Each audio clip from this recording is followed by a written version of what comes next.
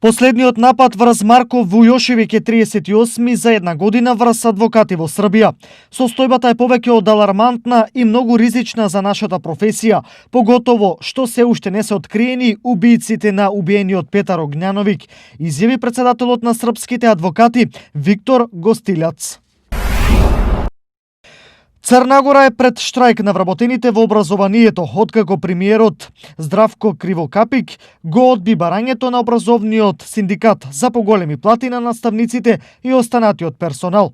Синдикатот тврди дека во пандемијата некои наставници работат од утро до вечер, а тоа неплатено не треба да остане. Утрово околу 5 часот и 30 минути во близина на патарината Мрацлин на автопатот А11 Загреб-Сисак во Хрватска, возач ја загубил контролата на автомобилот и удрил во објект на патарината, соопшти хрватската полиција. Во несреќата загина работник на патарината, а возачот на автомобилот е тешко повреден. Поради сообраќајната несреќа, ограничувањето на брзината во правец кон Сисак е на 40 км на час.